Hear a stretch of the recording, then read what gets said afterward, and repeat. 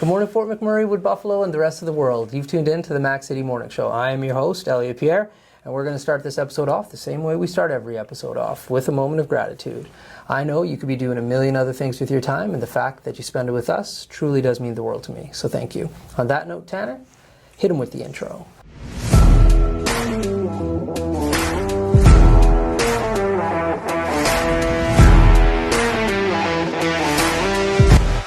And we are back. As you can tell, I'm not on the set of the Mac City Morning Show because these are our Saturday special episodes. As you also know, I do not introduce my guests because they can do a better job of that than myself. So can you please reintroduce yourself to the people at home and tell them what you're about? My name is Dango Gogo. I'm the principal at McMurray Regional Law Office. Principal? So what does that mean? That means you're the owner. Oh, or you're in charge. So is that like a technical law term that like you would be a principal in different firms? Once again, I know nothing about law. Remember, I only watch Suits.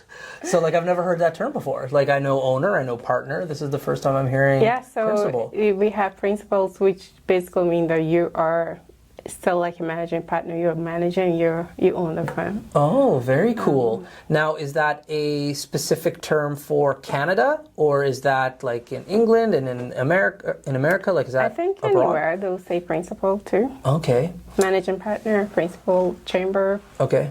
Manager. Okay. Different terms. But So here's another random question for you. I've never been to court other from like that traffic ticket I was telling you about. So like I've never actually had to go to court. But every once in a while, like I'll catch court on television, and in England it looks like everybody wears wigs. And in Canada it looks like there is a costume as well that sometimes they wear. And then in America everybody's just showing up in sharp suits.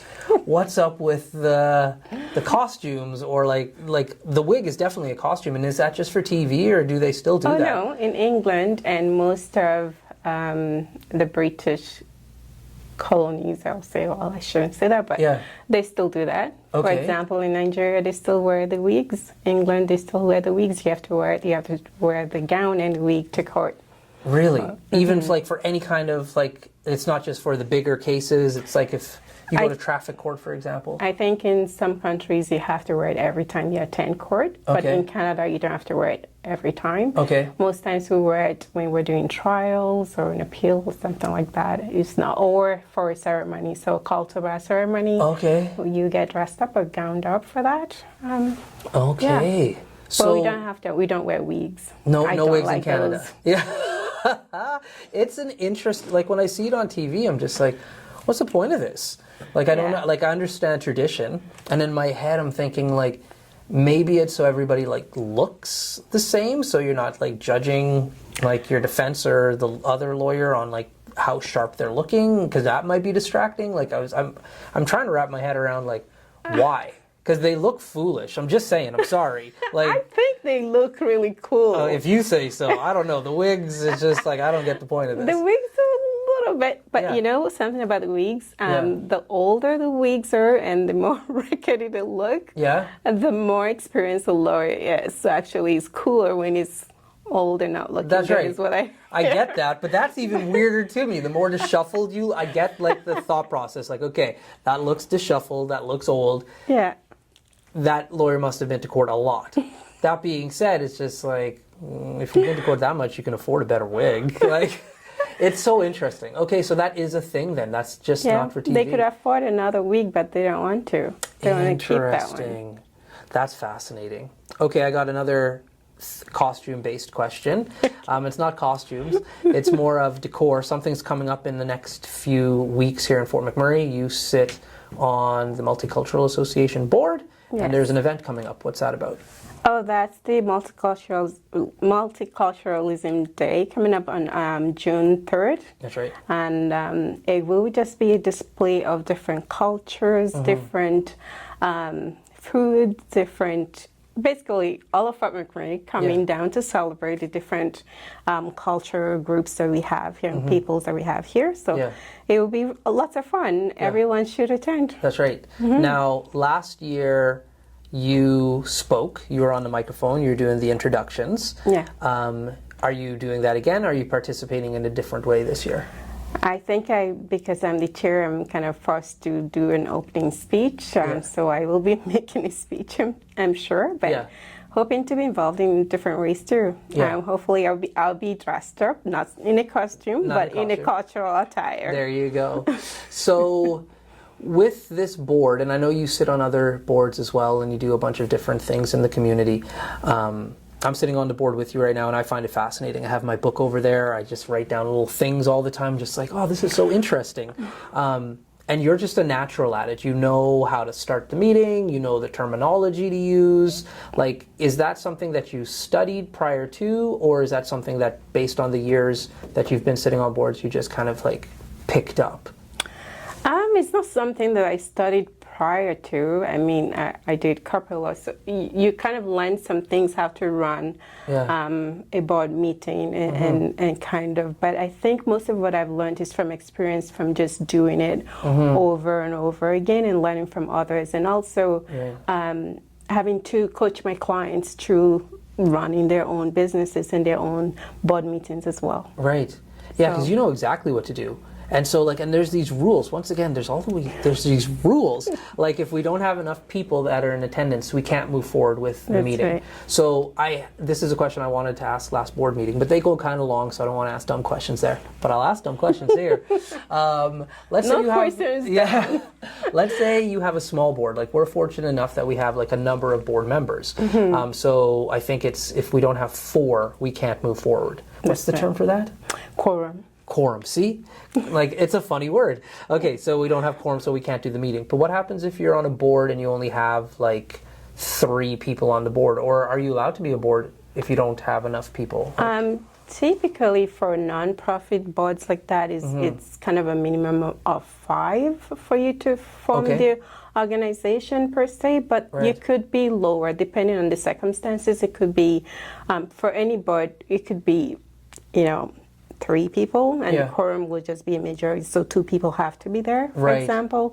So the quorum is set in the bylaws. We typically want it to be majority of the people attending, but we also know that we live in a town where shift work and people are, traveling, so you have to make sure that you don't pick a number that you'll never be able to have a meeting. Right, that's exactly it. Yeah. And so that's set out in the board, like in the bylaws before, saying quorum is whatever this number is. Yeah. Okay. Now here's another question. Now, I'm going to state this because people need to know this. Not all boards that you sit on you get paid for, but some you do. No, not you personally. I just mean in general. Yes. There are very few boards, especially non-profit boards, you don't get paid. It's just volunteer. That's right. I don't sit on any board that I get paid, and I've never sat on any board that I get paid. Yeah. What's that about? Because I heard that too. I'm just like, I've never been asked for a board that pays anything. I have sat on a few, and it's all volunteer. And like, there's the hours that you put in, and you do it because you feel passionate about whatever that organization is putting out there. I can't wrap my head around, and I've never been asked to sit on a board that would pay. So, like, what kind of circumstance would allow a board member to be paid?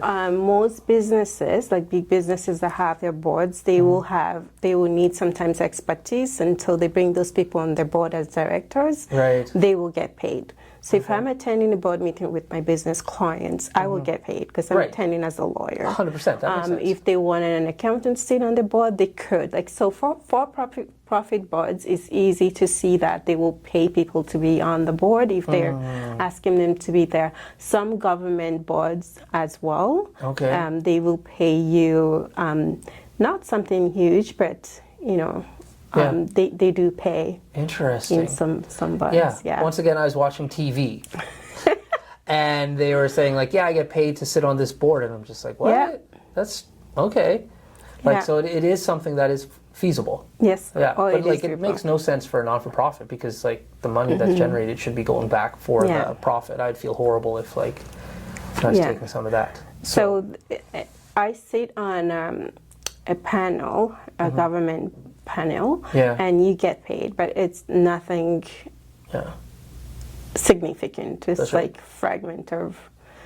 To me, it's just still volunteer. I put in. That's right. It's like 1/10 of what I would be paid for an hour is what they'll pay me for a day. That's exactly it. You're not retiring off the salary. It's nothing. It's just like a honorarium. That's what it calls. Not a payment per se in those government bodies, an honorarium. Just recognizing that you're giving a service that they Right. pay for. Yeah. Right. Interesting. Yeah, because I'm just thinking, Yeah. how do you get on one of those boards that pay? And like, what do they pay? But it's just like you said, It's different. It's different. It depends. If I'm going as a lawyer on the business board, I will be paid. Yeah. My husband gets paid in most of the boards that he sits on because Yeah. they are seeking his expertise. That's right. So it's part of his job, his service to his clients or customers. So, Yeah. but Okay. I do the free ones. You do the free ones. So I need to talk to him like, hey, which boards are you on? Because I'd like to get paid a little bit of money here. Okay, fascinating. I have a question that I run into often with clients in my business, and it's pretty cut and dry for me. It's called conflict of interest. So if I work, for example, with like a law firm, like I won't be utilizing or working with another law firm in regards to doing their social media or anything like that, right? So that's pretty easy. It's Fort McMurray, like their services. That being said, as a law firm, like there has to be tons of conflict of interest that comes up. Like, how do you work with that? Like, can you work with businesses that are the same, or because you have more than one law firm? Like, let's say a couple is getting divorced.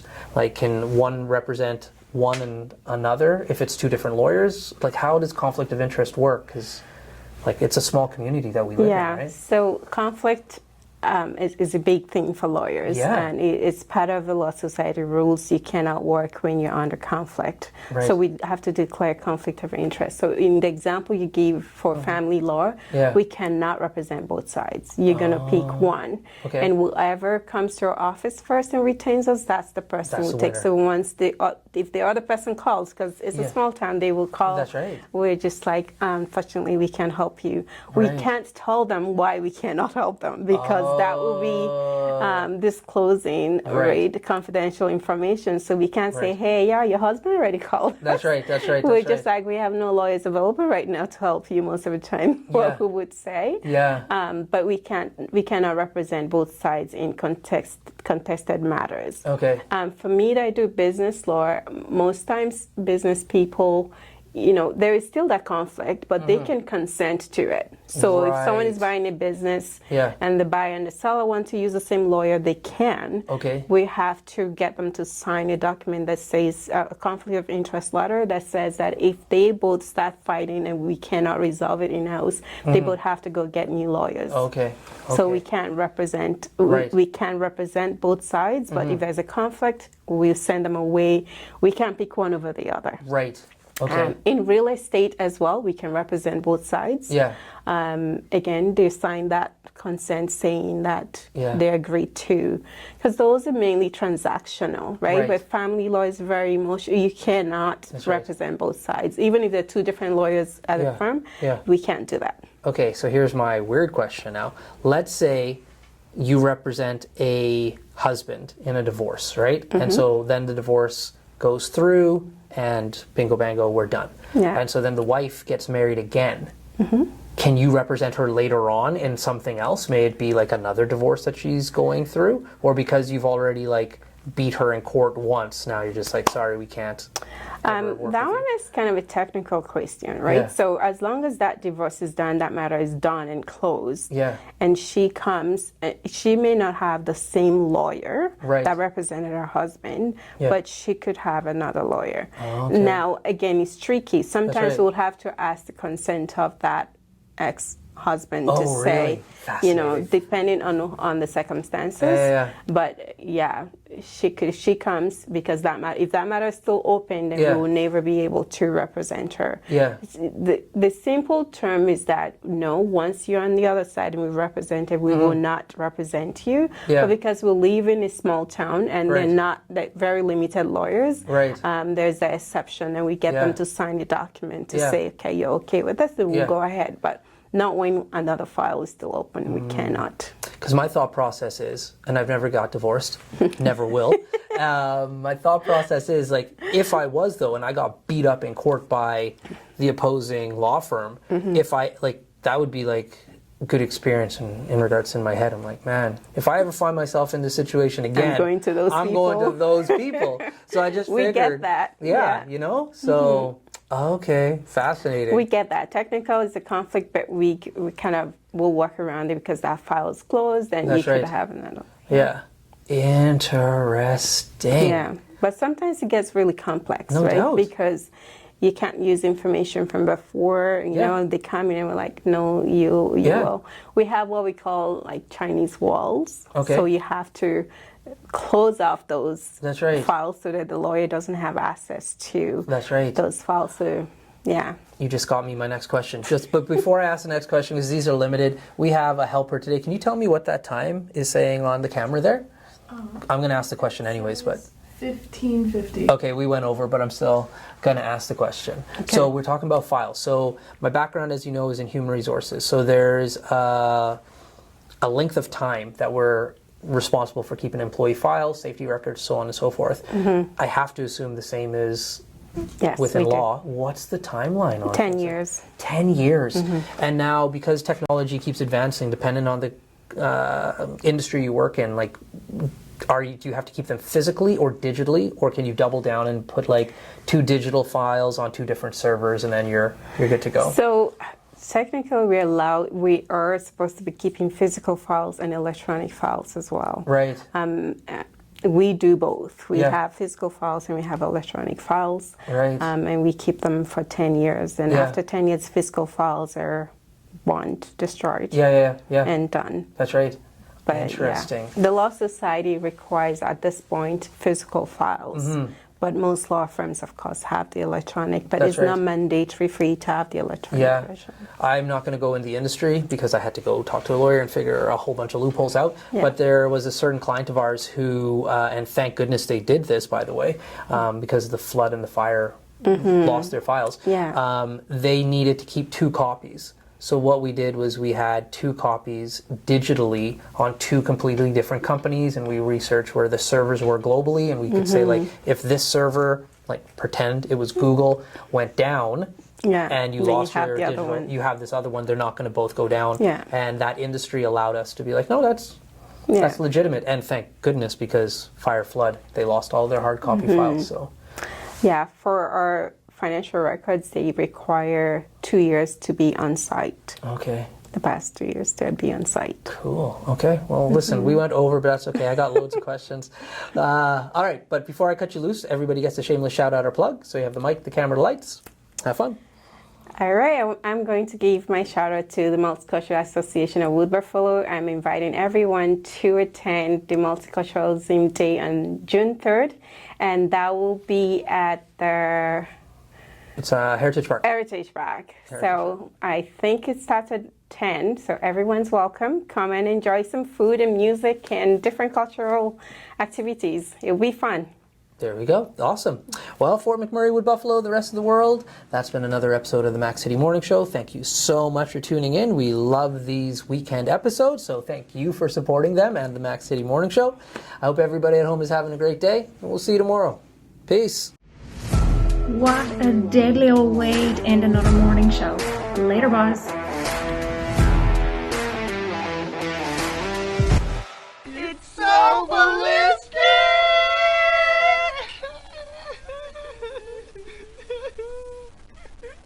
Talk about quenching your ugly thirst.